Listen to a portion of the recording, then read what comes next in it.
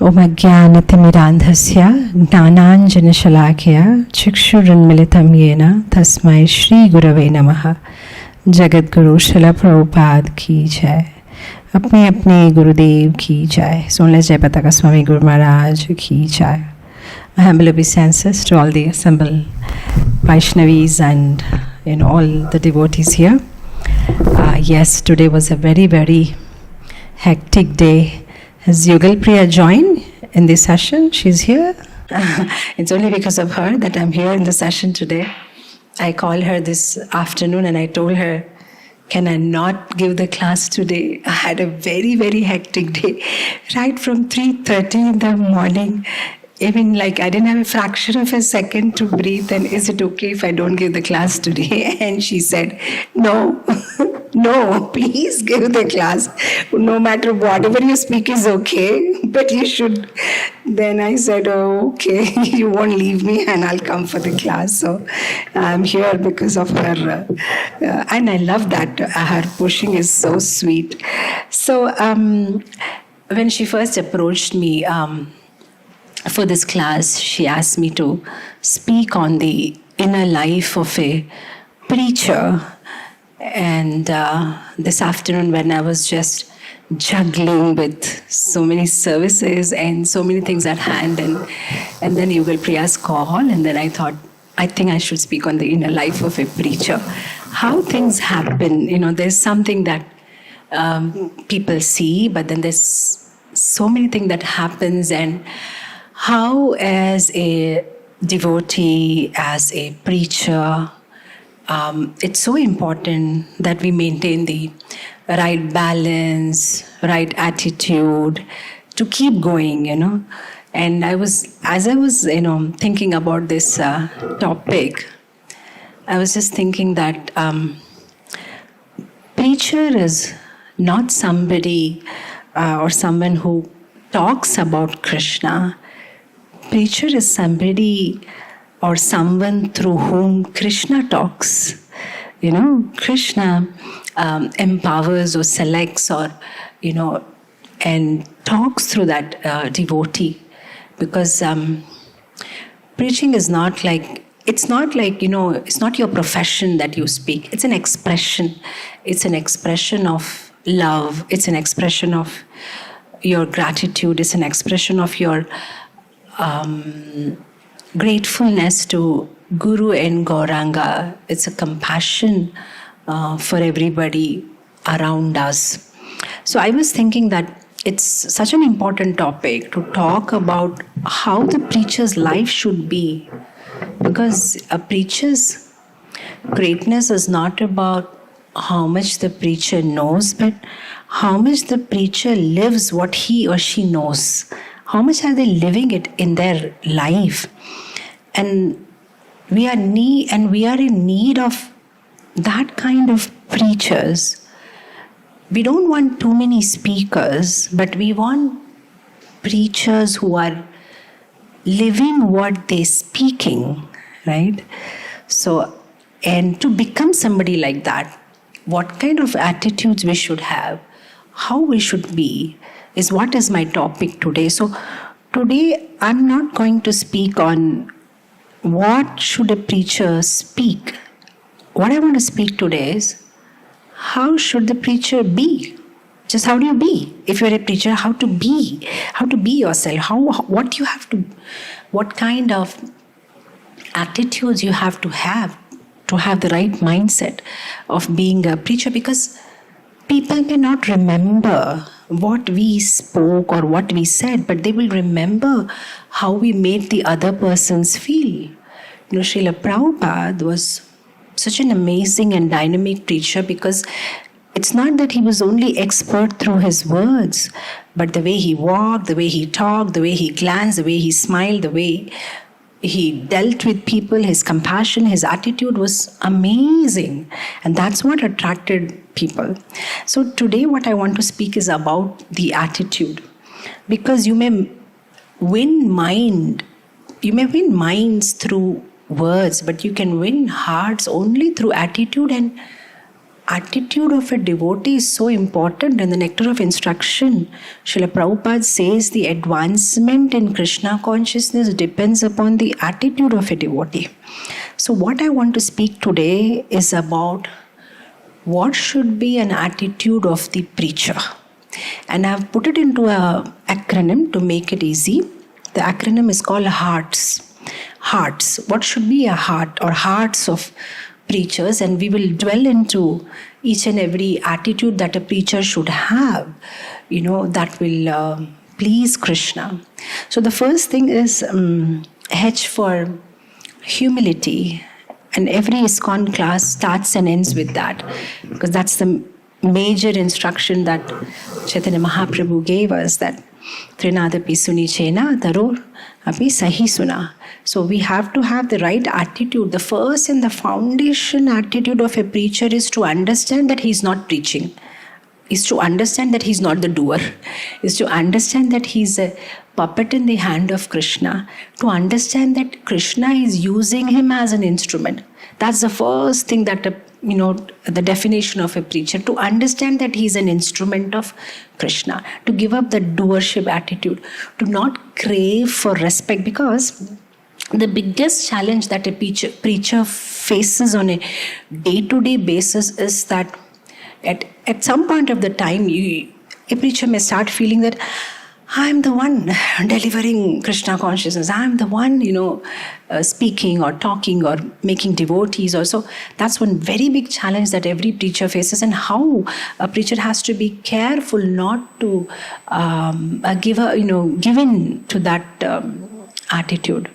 And to take examples from Sukadev Goswami, from Narad Muni, what amazing preachers they were, so humble. Narad Muni never took credit. Actually it's me who preached Valmiki, otherwise he was just a highway robber and I made him a devotee. No, there was no intention of craving for respect. We see Narad Muni made demons and hunters and a snake and everybody, prince and kings and everybody devotees. But then he had no such craving for respect. We see even our own dear Srila Prabhupada. He is Jagat Guru, the Guru for the entire world. But he had no craving that I need respect. I always love this remind myself of this incident when Srila Prabhupada in the 1977, when he was, very weak and all, and they were carrying him one day in the palanquin in Vrindavan from Prabhupada's house to Gurukul. So in a very weak and fragile voice, when they were passing through the temple hall, Prabhupada asked, what are they doing? They said, Prabhupada, they're doing kirtan. And then they moved forward, they went to the Gurukul. While coming back again, Prabhupada said, what are they doing? Prabhupada, they're doing kirtan. Yeah, what kirtan they are doing? Prabhupada, they're chanting Jai Prabhupada, Jai Prabhupada, Prabhupada. And Prabhupada said, stop, ask them to chant Hare Krsna. Please ask them to chant Hare Krsna. So the founder Acharya of the International Society of Krishna Consciousness, with thousands of devotees and centers around worldwide, had no craving for, they should respect me. Chant Krishna's name, chant Hare Krishna, right? So that's the first thing, a preacher, the attitude or the quality of preacher is to be prideless, to be humble, to have a serving attitude. And Srila Prabhupada, in his lifetime, maybe his interaction with his guru was maybe just 11 times. Bhaktisiddhanta Saraswati Thakur, maybe just 11 times. And finally, the last interaction that he had with his guru, he wrote a letter to his guru that you're having such amazing sannyasi disciples, brahmachari disciples. They're doing so much for you. But I'm just a grihastha. I'm not able to do much. Sometimes I'm donating something, but what can I do for you? So imagine, and that humility of his, when humility attracts blessings, humility attracts empowerment. the way he asked, and then Bhaktisiddhanta Saraswati Thakur gives him that instruction, and then Prabhupada takes that instruction as his life and soul, and then we see this rest is history, how ISKCON comes up. So he was not proud that, I'm actually helping your disciples, or I'm actually helping the God brothers for establishing centers, or I'm donating once in a while. He said, no, I'm not, I'm doing nothing. Can I do something for you? That attitude that he had, that I'm not doing anything.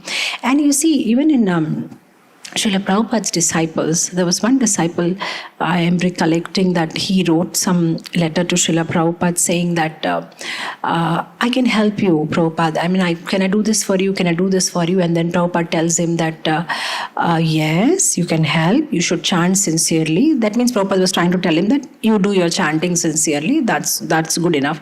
And then there was another disciple who wrote to Prabhupada saying that, I'm so useless. I know, I'm so humbly he wrote that I'm so useless. I don't know what way I can, assist. And then Prabhupada said, we require more people like you. Our movement requires more people like you. So we could see that contrast, that when somebody was humble, Prabhupada said, we require more people like you, and he wanted to give him service. And then somebody was proud, saying, I can help you. And Prabhupada said, yes, you should do your chanting, chant properly. And also, if somebody is humble, humility invites empowerment. Ego invites correction. And we see that, Prabhupada himself was very humble when dealing with his guru. And then when dealing with his disciples also, he made sure that no matter what service they are doing, humility should be the basic element. I think it was Satswarup Das Maharaj or somebody who was editing or maybe Hayagriva Prabhu, I'm not sure, but somebody who was editing something, maybe magazine or something, and they had some questions. So every time they were walking in Srila Prabhupada's room, and they were paying obeisances to Prabhupada, because nowadays in ISKCON we have become very modern, forget about obeisances, we simply say Dandavats Prabhu, or even Vancha Kalpavati Vancha, that's it. It's like everything is very shortcut. But in those days when they used to pay obeisances to Prabhupada, they would say the whole thing, Namo Vishnu Pada Hare Krishna Prashtaya Bhutale, and then pay obeisances. So when he kept walking in and out, because for some correction in the book, and after the fourth or the fifth time, he thought, how many times I can keep doing? So the next time he walked in, he just did a very short pranam, without the whole Dandavat. And Prabhupada said, why? Do the whole thing. So then he was like, surprised, and come on, do the whole thing again. So, because Prabhupada knows that how humility is such an important ingredient if we want to continue our Guru's mission and instruction. The basic element is that quality we require is humility. Otherwise, we can't stay for stronger and we can't stay longer, because the pride will take on us and we may slowly leave the path of Krishna consciousness. So, very important. When a preacher feels small, then he becomes big in Krishna's hand. When a preacher feels big, then he becomes small. So this is very ulta in Krishna consciousness. When you humble, you become big. When you think of yourself big, then Krishna will make you humble.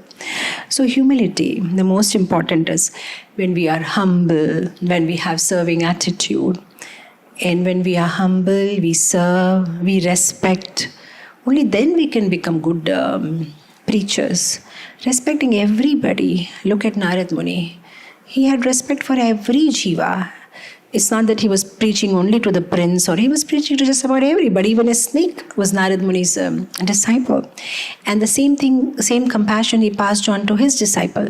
We see Mrigari, how respectful he was. He was respectful even to an ant when Narad Muni came to visit him the second time. And Mrigari was like running to wish his guru. And then he sees some ants and he's so careful not to stamp. Even an ant becomes important because the preacher starts seeing Krishna in everybody. So I was just the other day in the Sunday program, I was telling devotees that when you talk about Mrigari respecting ants, devotees may think that's too far-fetched for us. But the recent example is one of Srila Prabhupada's, I wouldn't say disciple, I'm not sure if he had taken initiation, but I can say, somebody who was following, Shiksha disciple of Prabhupada, Peter Burwash. He was a tennis coach, and this was in somewhere in the year 1970s. He had gone to Hawaii, he had met Srila Prabhupada, taken some instructions. So he was a Wimbledon player, coach. And in one particular match, when he was about to play, when you play, right, when you're playing tennis, right, you have to, move around the place. And then when he was about to take a step, he saw an ant. And just to avoid crushing the ant, he took the wrong step. He lost the match. Though he lost the match, but he won internally. He was very happy that he didn't become instrument in killing an ant. So when you come across spiritual instructions, when you come across Guru, when you start seeing Krishna in everybody, you are so careful of respecting each and every jiva. Even our own dear Jayananda Prabhu, he was so respectful. Even to beggars, he used to say, sir. Now, who is going to call a beggar sir, right? I mean, in this material world, people gauge status of a person by his finances, and they're not that respectful to the beggars. But he was like, even to the beggar, he said, sir, can you move? So respectful. And because Jayananda Prabhu was so amazing, people didn't say that, oh, Jayananda Prabhu is nice because he's from ISKCON. They used to say, because Jayananda Prabhu belongs to ISKCON, looks like ISKCON is a good organization because somebody like him is serving ISKCON. So that was his personal behavior, that people liked ISKCON because they liked him. So amazing and so humble and so sweet he was, right? So sometimes it's not your words. Sometimes even if you don't speak anything, but just by the way you walk, you talk, you conduct yourself, you may be doing a big preaching.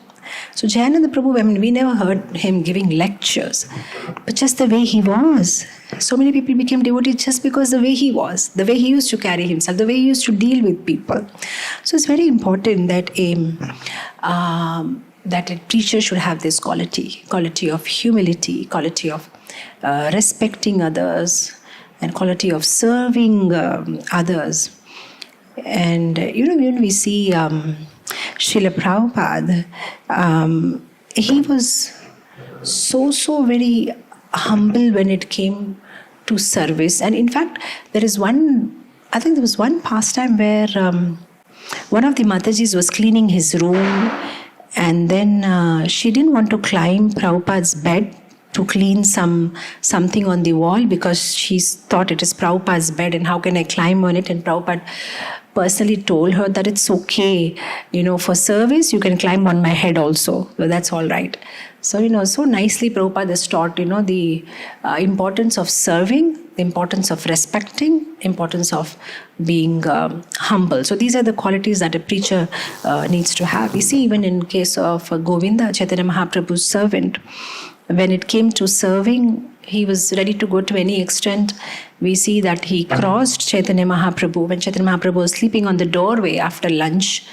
Usually we never cross somebody who is respectable and honorable, but he crosses Chaitanya Mahaprabhu because he wanted to serve Chaitanya Mahaprabhu. And then he never crossed him back again, and he stayed put there. And after some time, Chaitanya Mahaprabhu woke up and he said, Govinda, how come you didn't have your lunch? And he said, but how can I cross you and go? You were sleeping.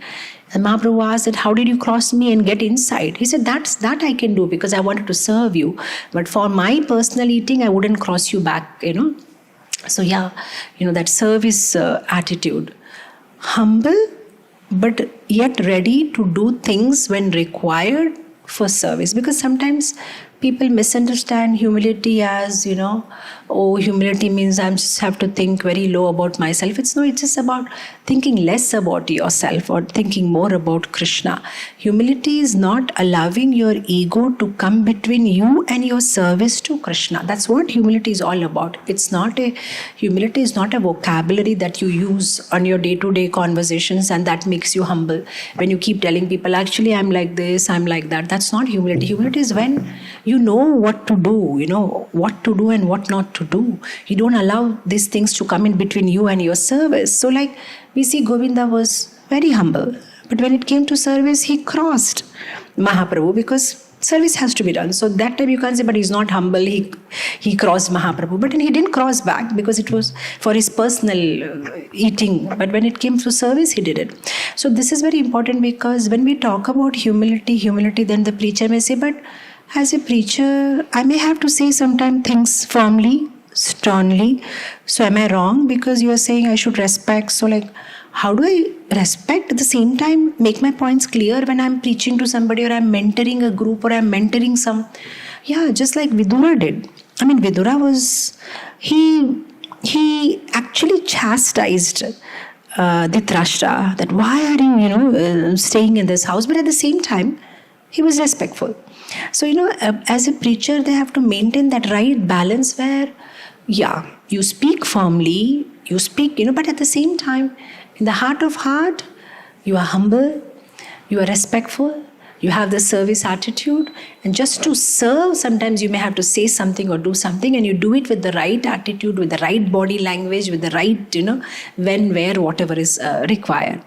So yeah, this is one very important quality of the preacher, that in the name of service, he shouldn't cross that thin line and become too arrogant and speak, we're not Srila Prabhupada, we can't speak bluntly, we're not that powerful and pure that even if you call somebody rascal and he's going to love it, it's not going to happen like that. So a preacher has to know how to be humble, how to, speak at the right tone, right pitch, right time to the right people. And even if they want to give correction, how to give correction at the right time to the right person, for the right thing, in the right way, with the right language. So a preacher has to be so, so careful. It's such a meticulous, it has to be done such meticulously, with such precision, It's something like a doctor. When a doctor gives medicine, he has to give the right dose. You have to take 1 or 10 ml of crocin syrup.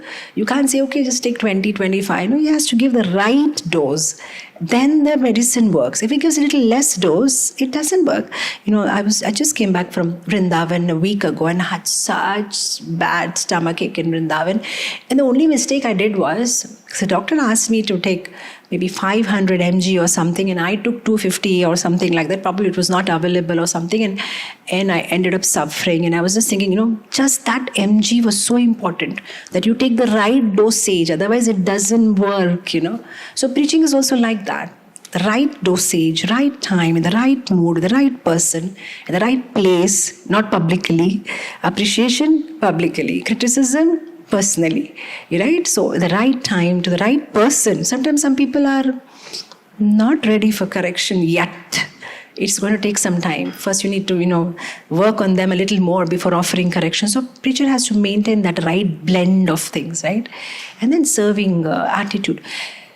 Even when the preacher is preaching or talking or correcting, the attitude should be of that of serving. I want to serve this person, or what am I doing? Whatever I'm doing is doing with the mood of serving the person, right? So that's very important. And am I craving for respect? Why am I doing this for? And that introspection is very important for a preacher. And I keep telling them that whenever you do a service, you should ask yourself, am I doing this service to be noticed? Or am I doing this service because I know Krishna is noticing me? That's very important. Do I want to be noticed by people? Or I'm doing it because I know Krishna is noticing me? Because I know Krishna is looking at me? Because I know I'm doing this for pleasure of Krishna? So it's very important that as a preacher, we have the right association of devotee preachers who inspire us in humility and not in competition. So very important to have the right association, very important to have introspection, very important to always remind ourselves, where did I start from? Before starting to judge people, where was I 10 years back? Where was I when was I 15 years back when I started my journey? Didn't I face the same problems, or didn't I go through the same thing? Or didn't I go through the same temptations and distractions? So there's no point in, getting upset or, give everybody that time and space. Always, and always if we remember where did we start from, that will keep us humble. Otherwise, at some point of time, preaching, person forgets from where you came from. And then we may start thinking, I'm pure devotee, and maybe just jump just right now from Golokadham. But if we keep reminding, where did we start from? Where did we come from? What were we doing before we got some Vaishnava's mercy in our life? That will always keep us grounded. And my favorite example to remind myself in my personal life is the Durga Puja donkeys. Now you have tractors and vehicles and Tata gadis and all, but in the olden days in the villages during the Durga Puja, when they had to shift the deities, after the sculpture makes them, they just want to sell them around in the village. The donkeys used to carry those deities, made up of cement. And wherever the donkeys go with the deities in their back, people used to keep on paying obeisances because they're carrying the Durga Devi deity. And the donkeys used to think, look at them, they're paying obeisances to me. And after the donkey finishes the delivery to all the villages, and when they walk back, there's nothing in their back, right? They've finished the deliveries and nobody pays obeisances. And they keep looking, why is nobody paying obeisances? But they don't understand. They were not paying obeisances to the donkey. They were paying obeisances to Durga Devi, which was sitting on the donkey's back. So my personal life, I keep remembering that always, that we are those donkeys whom people may be paying obeisances, but they're not paying obeisances to us. It's just that because we are connected to this glorious Guru Parampara, we are, linked to this glorious Guru Parampara. We are maybe in some way, in a small way, trying to represent this Parampara. So the respect that is coming is only to the Parampara and not us. And the day we disconnect ourselves and we don't do things in alignment, we're going to be like those donkeys only. There's nobody behind or nobody on our back anymore. So this is one thing that a preacher has to have, the attitude of humility. So with this, we completed the heart, H, humility. We can have a regular introspection on what's happening. Did I put down anybody? Was I respectful in my thought, mind, words, behavior today? On a daily basis, a preacher can introspect himself and work on that. Look at Krishna in every devotee and maybe mentally bow down, because as preachers, there's so many people who will be connected to us and regularly, giving us so much respect. So sometimes it's not possible to bow back, but at least we can do that mentally. Sometimes some devotees are new, so at least we can do that mentally. Practically, if it's not possible to bow back to everybody all the time, but at least we can do that mentally. So like that we can, have some tips on a day-to-day basis to control our pride, or to rather tame our pride and develop humility and respect for everybody around us, and keeping that serving attitude. Next attitude that a preacher should have is E for empathy. Very important. Feeling the pulse of others' struggle before offering them any instruction. Trying to understand, as I was just telling, that trying to understand what they must be going through, trying to put ourselves in their place, and then start talking. First listen more, and then understand what they are going through, understand where they are as of now, and then give them that love and care. And so it's very important that a preacher should be having empathy. A preacher's heart should be soft enough to cry with others and strong enough to lift others. Heart should be soft. You should be able to cry with them. At the same time, it should be strong to lift them up in Krishna consciousness. So that right combination has to be there. You should have empathy, you should have care. At the same time, you should be able to help them out. Not that you only sit and cry with them and you can't do anything about it, then you can't help them. But it should have a right this. So, because care in Krishna consciousness is not only spiritual care, there's physical care, there is emotional care, there is social care. There's so many different kinds of cares that a human being needs, So a preacher's responsibility is everything. It's not only about every time somebody comes and finish your 16 rounds. Okay, you finish. Actually, literally, if somebody does their 16 rounds, ultimately it will bring a full stop to all the problems. But sometimes that's not the only solution you offer. Ultimately, that's the solution. But then there is something that needs to be done on practical basis also. So if you're all the time, like, okay, you chant and everything, you chant and be happy. But yeah, there are some problems which they face in their day-to-day life. And as a preacher, it's important that you also try and help them in every field as much as possible. Not that we become a family guru who keeps advising about finances and about which college your daughter should go and what. Not too much, but at the same time that much, as much as required, so that they can continue their Krishna consciousness. Remember Sanatan Goswami, he was such an amazing preacher that when he used to go for Madhukari, he used to actually involve in their family matters and try and guide them. But I'm sure it must have been done with the right balance. Otherwise, Sanatan Goswami wouldn't be able to write so many books and preach and all if he gets too deep. So sometimes in the pretext of giving them emotional and social care, we shouldn't become too involved also. There has to be a thin line on how much and what is required. But at the same time, one shouldn't become completely indifferent. If they come up with any problem, I don't know, but only chant Hare Krishna and read Bhagavatam and come for Mangalarti every day. Thank you so much. No, you need to talk, you need to hear, you need to give all kinds of help and guidance and whatever is possible. If a preacher who doesn't care cannot connect, if you want to connect to devotee, you need to care for them, and that care will win their hearts. I'm just reminded of Govinda, Ramanuja's personal servant, Ramanuja Acharya's personal servant.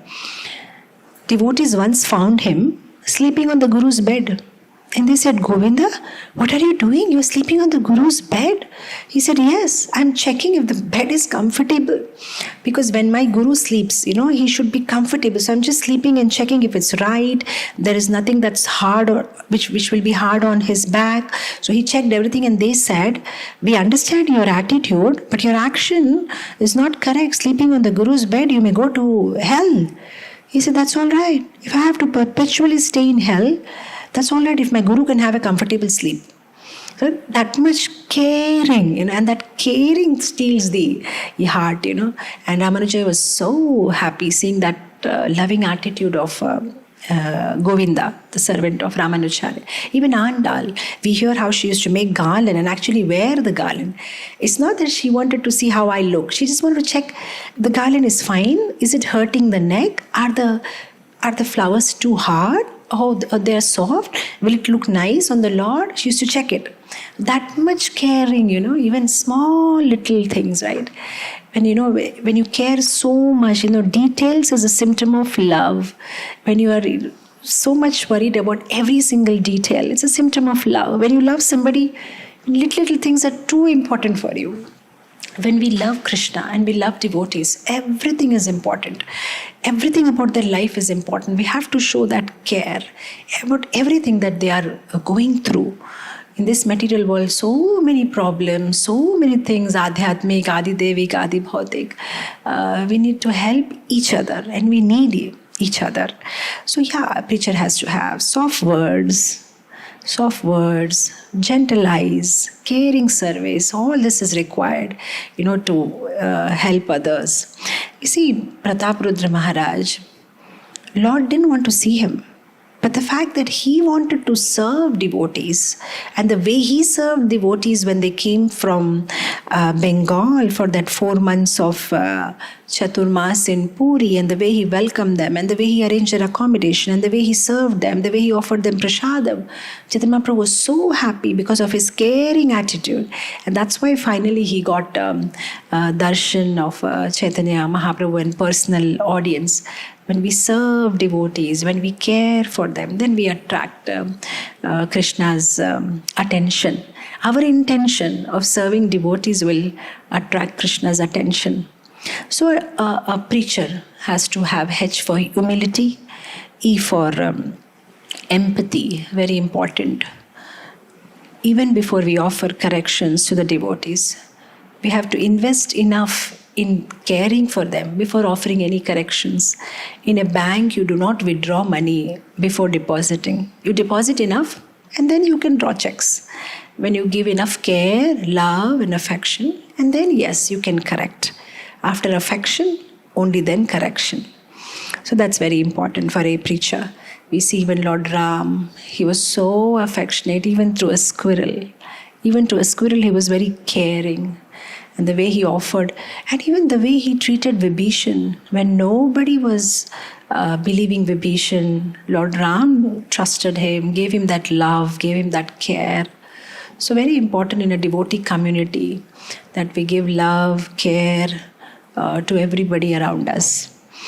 So it's not only about preaching through words or preaching through our tongue, but with our hearts. Coming to the next point, HEA. A preacher has to be accountable. He has to be accountable to his guru. He has to have accountability to guru, sadhu, shastra and sadhana. A preacher has to be accountable for his sadhana, very important. A preacher has to also be for aligned to the spiritual master's order. He shouldn't start preaching whimsically and do things as he wants to. It should be always in alignment to his guru. So A for not only accountability, A for alignment and answerable to somebody in this world. Sometimes, preachers are preaching so many people, but they are not accountable to anybody or answerable to anybody. And then that is a very dangerous situation. So no matter where, what we are, we should always have somebody above us or around us to whom we are accountable and answerable. And the most important accountability is accountability towards our sadhana, because we cannot give what we don't have. If we are not following, we are not chanting, we are not doing our sadhanas properly, we have become very mechanical, then we won't be able to give anything, because you can't give something that you don't have. So that's very important. The preacher has to be very careful. How is his chanting going on? How is his reading and his shravanam and his kirtanam going on? How is he taking his daily nourishment or not? Because the whole situation is like there is a drought. Many people are dying out of hunger, and an NGO walks in and says, we are ready to help you, and they start distributing bread. And then somebody comes and says, I'm not happy with one bread, I want some more, can I have? And say, yes, you come with me and I'll take you to the storehouse, the warehouse where we're keeping everything, and you can take some more. So now imagine you start walking behind that person and he's taking you to that storehouse where there are more breads. And then, you become excited that you're going there, and then you want to call others also, please come on. He's showing us the way to the warehouse. Now, that's very good that you're calling others. But the most important thing is when you call others, make sure you don't lose the track of the person who is taking you. So you give the hand, and then you also hold the hand. And this has to happen simultaneously. So yes, you give, but you also take nourishment. That's very important. But if you stop taking nourishment and you only keep giving, very soon you'll be bankrupt and you have lost the way already, because you don't know where they were taking you. So it's a chain, right? Because whatever we are talking, doing, everything is just, we are taking it from the Guru Parampara. So unless we have a strong connection, we won't be able to connect others. So very important that a preacher should have non-negotiable sadhana. This I have to do, no matter how busy I am, no matter how many classes I have, but this much I will do. Non-negotiable sadhana. So preacher has to be accountable. The line to remember is recharge before you reach out. Recharge before you reach out. I mean, we are so careful in recharging our phone when we have to go on a yatra, or we are going on a, is my phone charged? Is my phone charged? Because it's very important. If my phone is not charged, I will lose connection. We are so particular about it. But what about, is our mind charged? Is our sadhana charged before we are trying to reach out others? That we are very careless on. No, we have to recharge before we reach out. Okay, yes, now I'm charged enough. I had my proper sadhana, my chanting, my nourishment, and now I'm ready to reach out to you. But without recharging, the phone will switch off. So better we should recharge before we reach out. And reflect, introspect, make a timetable. Even preachers usually advise everybody, make a timetable. But preachers should have a very proper and nice timetable. See, anything that you want should improve, should be measured. If you measure, it will improve. If you don't measure, you will lose track. So as a preacher also, so many devotees will be submitting their sadhana sheets to us, but we have to be answerable to. We have to measure what we are doing. We have to have reflection. We have to have introspection. We have to, sometimes I was just wondering, other day I was sharing with somebody that we spend more time, generally in this world, we spend more time in planning our summer vacation than planning our entire life. You ask anybody, like, if they're going out, summer holidays, bachcho ke saath, there's so much planning. We'll go here, we'll eat there, we'll do this food. And you just ask them, pause and ask, did you plan your life? No. I'm so busy, believe me, no time. Imagine we have more time to plan a summer vacation, but we don't have time to even plan our lives. What do I want to do? What do I want to achieve? Where do I see myself after 10 years? I have to become more serious in Krishna consciousness. What else I have to do? There is no planning. We don't have time for that planning. So that's a paradox, right? So yes, how do we want to spend our entire life? So that's very important, that we align ourselves to spiritual master's instruction. We are accountable to Guru, Sadhu, Shastra, and our sadhana. We should reflect, introspect, and success of preacher is not always counted on how many people he could bring to Krishna consciousness. Success of preacher is while bringing how close he himself to Krishna. Sometimes we are trying to bring people to Krishna, but how close are we to Krishna? And while doing this, did we lose our connection to Krishna? That's very important. I always remember this one example my elder son used to tell me, during the COVID time, once we were having prasadam and then we had some session on riddles, he was asking something and we were all having fun, and then there's one thing he asked, that somebody who shaves regularly but he still has a beard. And I was like, how can somebody shave regularly and still have a beard? And then he said, it's a barber. A barber shaves regularly, but he shaves others, right? So he has a beard because he's shaving others, not shaving himself. So, and after the game was over, I was just reflecting that, he did it for fun, but it is such an amazing point. I hope we are not turning into barbers where we shave others, but what about we're trying to help others to get over their anarthas, but what about our anarthas maybe growing like a beard?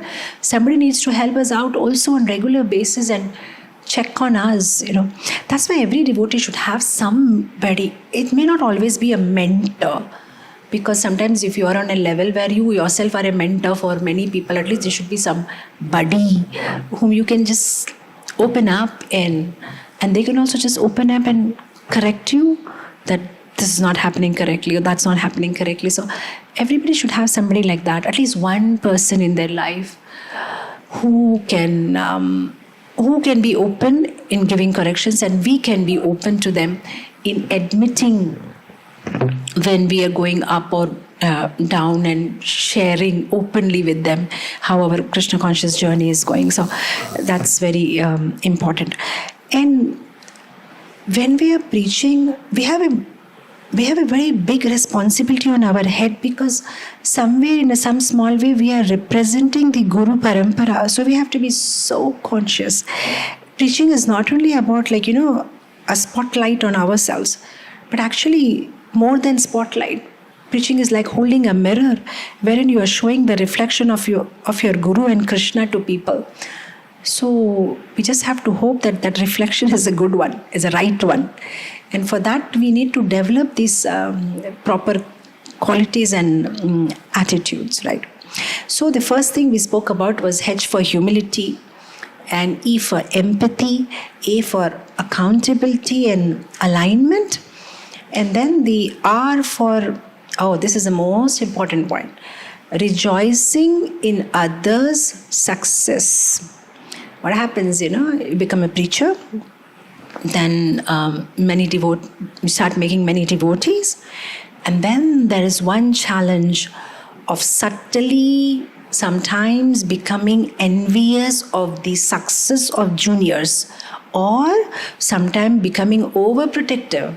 I am her counselor, she's my, and now she started attending their classes, or she's liking this, or she's, and they become so overprotective, or sometimes subtly competitive. She shouldn't go there, or he shouldn't go here, and only hear my classes because I've made them devotee. And sometimes that becomes so toxic, or I can say so suffocating. And I don't know, at least weekly basis I get 4 letters like this. Mataji, I am under so and so counselor or somebody, but now I am not inspired by this Mataji. I want somebody else as my counselor, or sometimes I am more inspired by this class, but then this Mataji is restricting me, or this Prabhuji is restricting me. This Prabhuji says I should hear only to his classes. What should I do? So I mean, at least 3 to 4 letters I get like this, and I feel so sorry that, are we right in doing that? Okay, sometimes when their Shraddha is very komal, and we like a nursery, we want to nurture them with the right kind of content. Okay, don't read this as of now, this is not for you, you start with this book. Okay, now you like a guidance. Okay, here these classes, this will help you because you are new in Krishna consciousness. But then at some point, when you see that they're doing good enough for themselves, so some space is required. We can't micromanage their lives and make their life suffocated. Yeah, it should be like just like the small child. We are very protective of our child, but that doesn't mean that we keep the child in the lap and we just hug tightly and I'll not allow you to go. No, we are protective. We allow the child to play, but we keep observing the child. If the child is crossing this safety limit, then we say, come on, come back. That's not the right place. But then you allow space to move around. So yeah, when we are mentoring somebody, you can't suffocate them. Yeah, you allow them. Be protective, that they not started hearing some Babajis or something. Yeah, but then within is gone. And only, okay, give them some space. Let them hear, let them grow, let them get nourished. So that's very important. And sometimes there is a subtle envy also. When sometimes, you're like, I was just mentoring that guy and now he's become like, he's preaching, and we may not express it, but somewhere mentally, some kind of a subtle, we have to be very careful with that kind of feelings. So the test of purity is when we can become happy when others shine brighter than us. That's the real test of our purity. Are we happy when the others become more successful, right?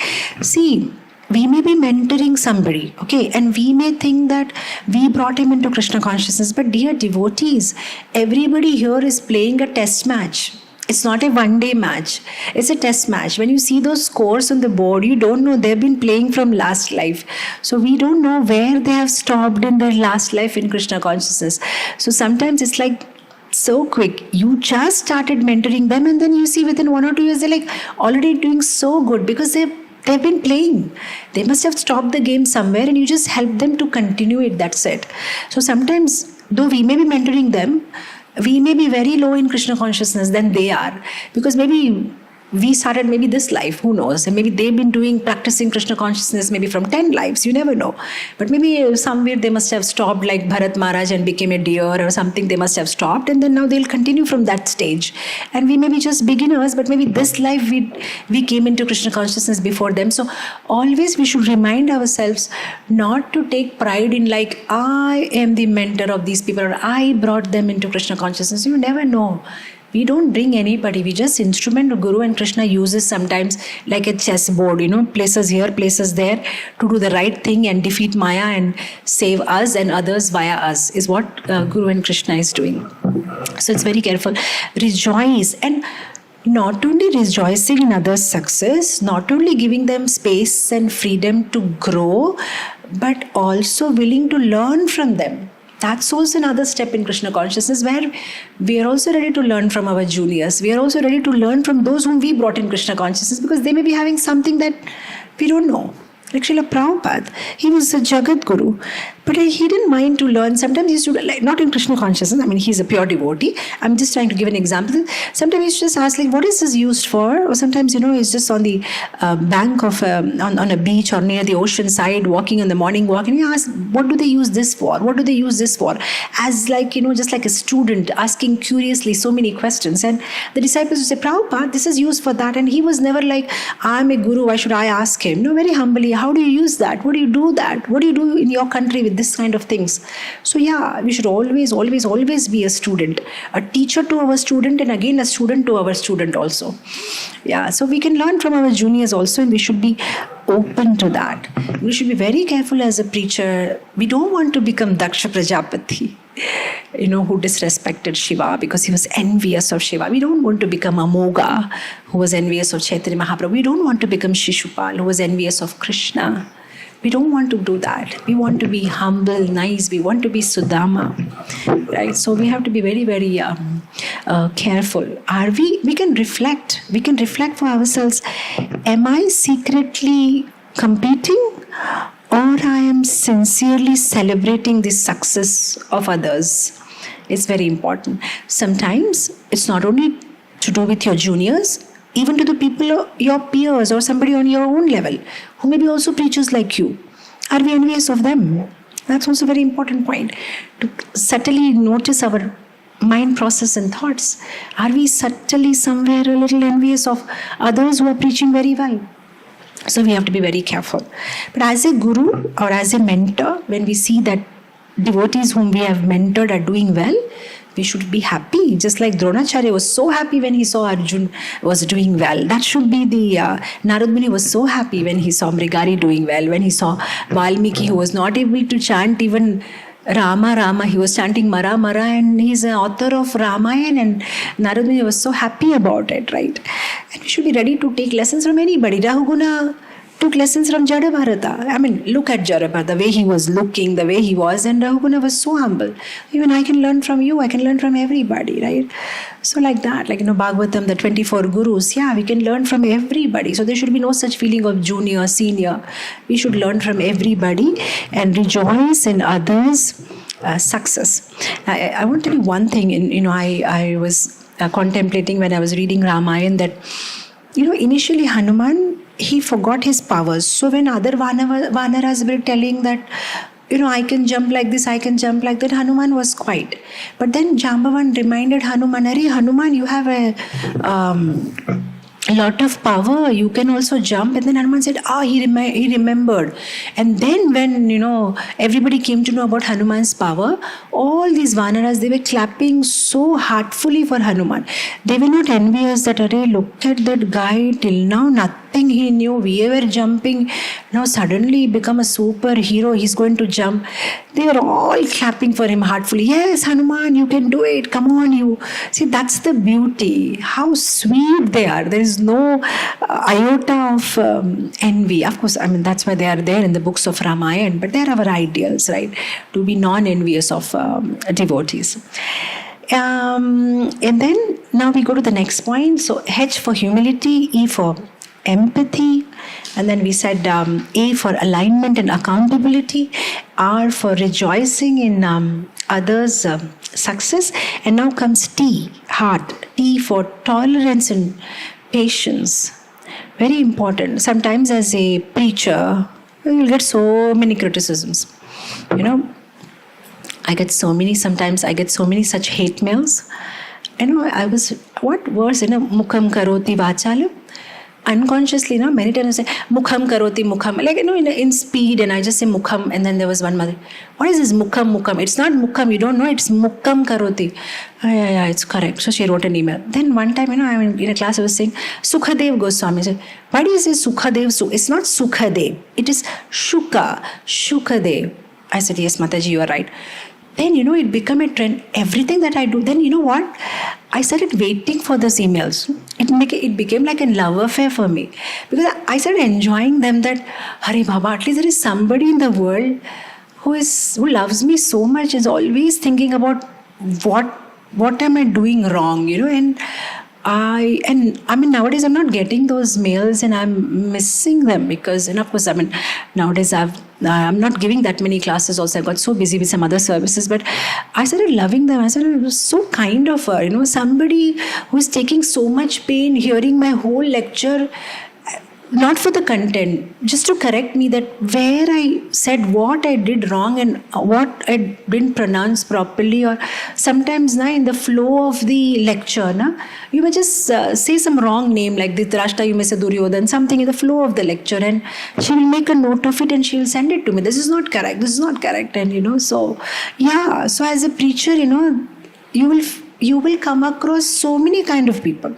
You will come across people who will start treating you like God.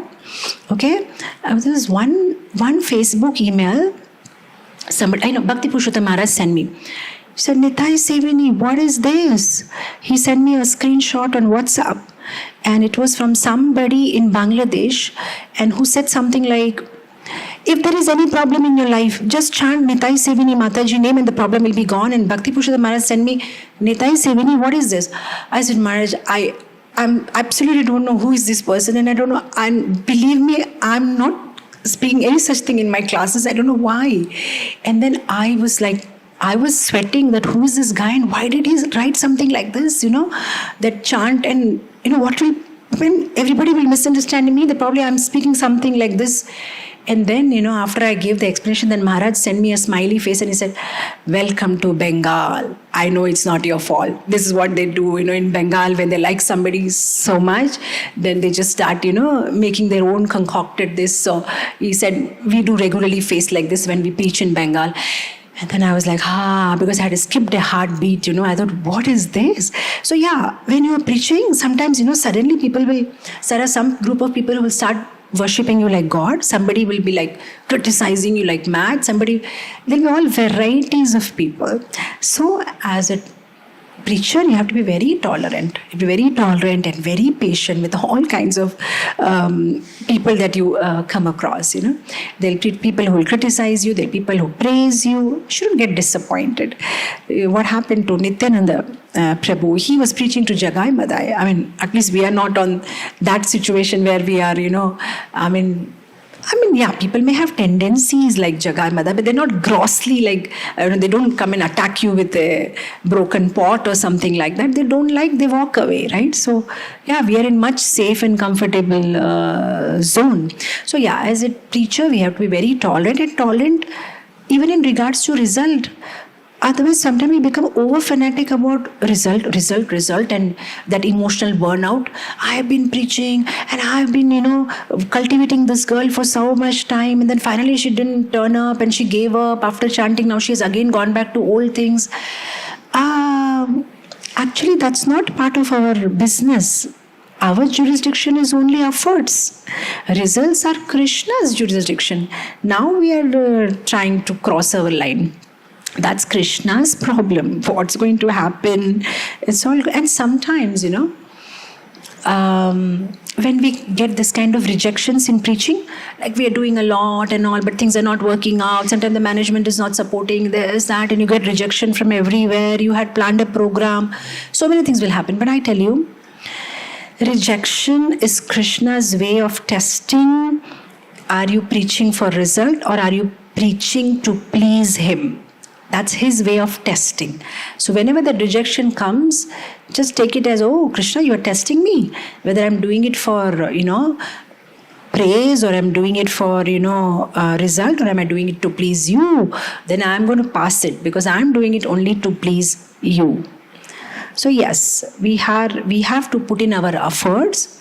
results is Krishna's problem. Whether he wants to give it, he doesn't want to give it, that is his problem. Srila Prabhupada faced so many problems. We just hear the good things. But there are many people, even in Srila Prabhupada's own entourage. Now, the other day I was reading somewhere that, in the memories book, I think so, that, when Prabhupada was preaching in Canada, there was this one Mr. Mukherjee. He was in Prabhupada's entourage only, traveling with Prabhupada. And when Prabhupada was giving a class, suddenly in a public space, he got up and he started speaking and asking Prabhupada some obnoxious questions, and he didn't behave well. And then after that, when Prabhupada was leaving Canada, he told His Holiness Gopal Krishna Maharaj that, call Mukherjee, I'm leaving Canada, so I want to bless him. And Gopal Krishna Maharaj said, but Prabhupada, why? The way he spoke to you and he insulted you, why do you want to bless him? And Prabhupada said, well, it must be my Purva Janma Karma, something to do my past life. I must have done something. It's okay. He just gave it back to me, call him. And then Prabhupada blessed Mr. Mukherjee and left that place. So imagine somebody like even Prabhupada, so much they had to face, right? So, I mean, they have the purest heart and the purest intention and full of compassion just to help others. But even that process, still sometimes, they'll face some criticism, some things. So, preacher has to be tolerant, right? You just have to be patient. Sometimes result may take a long, long time, or sometimes there may be no result. Sometimes it's just like sometimes a woodcutter may be, blowing the tree with his axe, 10 blows, 20 blows, nothing happens. He walks away, goes to the other tree, and the other woodcutter may come, and with one blow, now the tree may break or the tree may give up, because already 10 blows have been previously done by somebody. So sometimes you just do your part and walk away, and maybe after 10 years, 15 years, 20 years, they may become devotees, you never know. So one has to be very tolerant and patient. Every service that you have done, every sacrifice that you have made, it's noted by Krishna. Just have patience. I remember dear devotees would just share, I think we're already going ahead with the time. I'll just share one small example. My personal life, I'm juggling with so many things here. And I'm talking this about many, many years ago. I had this desire that I want to do Bhakti Shastri, Bhakti Vaibhav, Bhakti Vedanta. I mean, when I talk to people, they're doing these courses. Whenever I go to yatras, I meet other temple presidents' wives, and they'll be telling, we're doing this course, we're doing that course. And I'm like, when will I get a chance to do all this course with all the service that I'm juggling? School, temple, festival, funds, puja, guest house, Goshala, my children, my PhD, my education, with so many things that I'm doing. Will I ever get a privilege to, do Bhakti Shastri or Bhakti Vaibhav? Maybe I cannot, because too much service, very less devotees, lot of things to do. And after some time I just gave up on that. I said, okay, I'm doing what, is required, what is ordered by my guru, my Siksha Guru, and my husband, who's also a Siksha Guru for me, and he is pleased with that this is a service required as of now for the temple, so I do that.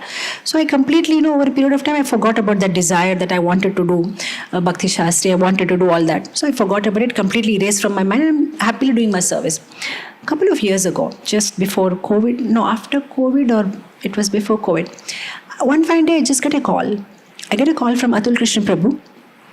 I know, I think he's an education minister or something like that. And he said, this is Nitaisevini. I said, yes. I said, your Guru Maharaj wants you to do Bhakti Shastri and all. So I'm coming to Visakhapatnam. I will come there, stay there, make you do Bhakti Shastri, and then go back to Mayapur. I said, what? He said, yes. This is what your Guru Maharaj said. And I said, yes, Prabhu, welcome, please come. So he came all the way to Visakhapatnam. He stayed here for a few days. He made sure I do the course. He made sure I write the exam, and then he left. And I was surprised that, some time back I had made that desire many, many years ago that I want to do it, but there is so much service. And I thought, my God, just be patient. Krishna will respond for all that sacrifices you do, for all that you do. And the day he reciprocates, you will feel so ashamed, because you would not expect that this is the way he'll reciprocate. He can just give you anything. Just have patience, And I was thinking that if I actually had to do it myself, I don't know when I would have go to Mayapur, leaving my seva and stay there for 1 month or something, 6 months. I don't know how I would have do it. Here is a person, he directly comes and he sits with me and he gets it done and go. And out of the blue, I'm not even expecting, So yeah, my dear devotees, just tolerate, just be patient. Krishna has a mega plan for you. Just wait for his plan to unfold. And okay, now let's go to the last point that I keep talking. S, hearts, right? I said hearts. H for humility, E for empathy, A for alignment, R for rejoicing in others' success. And then we did the last point, tolerance. And now comes a point with S, surrender and depend on Krishna. Because a preacher works like everything depends on him, but he prays like everything depends on Krishna. So yes, he works hard, very hard, as if I don't do this, it's not going to happen. But internally, he knows it's Krishna who is going to do it. I just need to pray. I like that one example of His Holiness Radhanath Swami Maharaj, and I always keep that so close to my heart.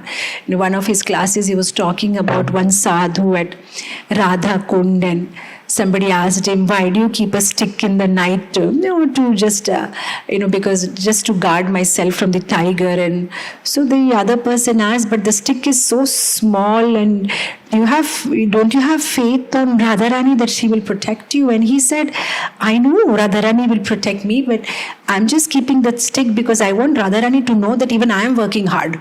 Even I am trying from my side. But ultimately she's going to protect me, but I have to tell her that even I am trying.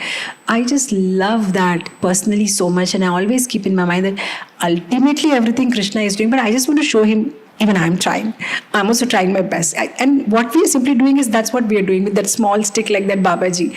Nothing much, but at least to show that I'm doing something, so that Krishna doesn't think that, okay, now you guys are not doing anything and you want everything I should do. So we're trying to do something, but ultimately it's Krishna. So a preacher should have that surrender and dependence on Krishna. Our surrender, very important. I am reminded of how that when Prabhupada disciples were not pronouncing the Sanskrit slokas nicely, then one Indian gentleman told Prabhupada, your disciples' pronunciation is not perfect. And Prabhupada said, yes, their pronunciation may not be perfect, but their renunciation is perfect. Their surrender is perfect. So yeah, a preacher will work hard and will do whatever is required, but ultimately he should depend on Krishna. He should leave the result to Krishna. He should always be conscious that I am a puppet in the hands of Krishna. Over-identification with success and failure will kill the preaching spirit. Over-identification. Success, I preach, this happened, that, and over-identification with failure. But I tried. Who is asking you whether you have passed or failed? Did you try? Did you give your 100%? That's what is Krishna looking at. Just your efforts, because results belong to Krishna, but efforts belong to me. That is not Krishna's, that's mine. Efforts are mine, and I'm going to work hard. Results are his. We have divided the department. Results belong to Krishna, efforts belong to me. That's what a preacher's fundamental mantra should be. So yes, surrendering, that's very important. As a preacher, we are surrendering our ego, surrendering our everything, our life, our body, our mind, our speech, everything to Krishna, depending totally on Krishna. I remember this one pastime with Ramanujacharya. He was once having a serious discussion with one of his disciples called Dasarathy. And Dasarathy comes and asks him, what's the meaning of Sarvadharman Parityajya? And as they are about to discuss, Atulai comes there, Ramanujacharya's relative, his brother's daughter. So she comes and, uncle, I'm so, my mother-in-law is so rude to me, and, she's always taunting me, and she's making me work very hard. I have to go and fetch water far away from the well, and I have to cook so many dishes. I have to wash everybody's clothes. And if I complain, they say, why don't you get a servant from your mother's house? So this is my situation. So she was crying, every time they're taunting me, go and get a servant from your mother's house. So all this is going on. And Ramanujacharya just looks at Dasarathy and says, you go with her. And looks at Atula and says, take him. No, she doesn't know who is Dasarathy. He's such an amazing devotee and a scholar and a Sanskrit scholar, nothing. Somebody sitting next to Ramanuja, he said, take. So, and Dasarathy also does not complain that, Guruji, me? He just walks away with Atulai. And they go to the village, and Dasarathi starts cleaning the vessels, washing the clothes, cooking. He becomes a menial servant of their household servant. And then one time, when he was cleaning clothes near a well, a scholar comes to that village and he is giving some discourse under a tree, and he makes some mistake, and somehow he's unable to tolerate, and it just comes out, he blurts out, no, that's not the meaning of that verse. Then everybody starts laughing. Look at this guy washing clothes, a menial servant, and he wants to contradict. Then he says, no, I'm very sorry, I just wanted to say, but that's not the meaning. Then he said, okay, come here, tell me what's the meaning. And when he gives the meaning of those verses, they're all shocked, and then they come to know, oh, he's the renowned Dasarathi, and here he's working as a menial servant. Then immediately they say, please sir, you shouldn't be doing this. He says, no, I will not. My guru has asked me to do this, I'll continue doing this. Then they go and complain to Ramanuja, please take him back, it doesn't suit him to work like this. And then Ramanuja calls him back, and then Ramanuja asks him, Dasarathi, the other day you were asking me the meaning of the verse Sarvadharman Parityaja, do you need an explanation? Then he says, no Guruji, I got it, because he lived it. He actually lived that verse, Sarvadharman Parityaja. He was, for his guru's sake, he was ready to give up. So this is something very, very special for preachers. Sometimes, you'll be put in different situations. Sometimes, but we continue our service wholeheartedly, and we depend on Krishna's mercy, and we are ready to sacrifice and surrender our ego, our comfort zones, our whatever so-called mindset that we may be having. No, this I can do, but this I shouldn't do. This I'm capable of, but this I'm not. Everything we have to surrender. When you become a preacher, sometimes you have to even wash clothes or dishes, or sometimes give class for 2,000 people, or simply walk into the bathroom and clean, or sometimes make a garland. A preacher should be flexible, ready to do everything, and they shouldn't define preaching in a very narrow way, that preaching means giving classes. Preaching means just doing anything that will help Guru in his mission. That's what preaching is all about. Surrender and depend on Krishna. So we completed a lot of points here. A preacher has to face so many ups and downs, because bhakti does not guarantee absence of problem. What bhakti guarantees is presence of faith. It's not that when you come into bhakti, the problems will go. But only thing is, there will be faith in every moment and every step, and you can feel Krishna's presence. So what we simply need to do is, like Prabhupada said, I'm simply trying to repeat what my Guru Maharaj said.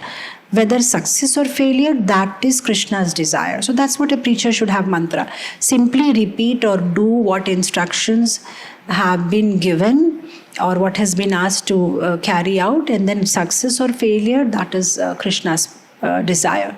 And in this process, while doing and executing this, to be very careful, to be respectful to everybody, to be very, very humble, kind, caring, and not to hurt people around us, in any way in the name of preaching. To be grateful, to always understand where we came from, how we started, and to relish on others' success.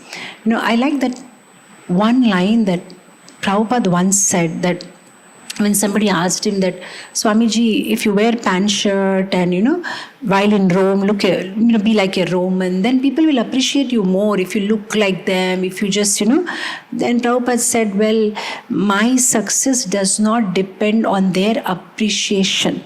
My success depends on Krishna's satisfaction. I'm working for Krishna's satisfaction, not for others' appreciation. So this is one thing that a preacher should, that people may praise us, they may not praise us. Sometimes our service is valued, sometimes may be ignored. But we are not working, or we are not serving for others' pleasure or praise. We are serving for Krishna's satisfaction. That's it. That should be the preacher's mindset. Guided by Guru, protected by Krishna. This is what our life is all about. So there are other things that I want to say. The problem with me is, it's difficult to get me to come and give class, because I'll be having so many small other services to do. But if you get me, then you can't stop me. That's another problem. I'm sure if Yuga Priya has joined, she must be thinking, this afternoon Mataji was telling that I have a headache and now we can't stop her. I think I've already crossed the time and all. But anyway, one last prayer that a small poem or a small prayer that I want to do it with all of you today. That what should be our mindset. So it's like we can pray to Guru and Gauranga that let my words be soft with care, let my heart be filled with love to share, let my will be aligned to Guru's call, let my faith be unshaken through it all. Let me rejoice, or to rejoice in others' joy, I bend. On Krishna's mercy, I depend. By Prabhupada's grace, may Seva be friend and guard my heart from pride's pretend. And may this be my inner life from start till the end. So that is a journey of the inner life of a preacher. With this, I'll end it here. Thank you so much. Jagat Guru Srila Prabhupada Ki Jai, and so sorry for going over time. Hare Krishna.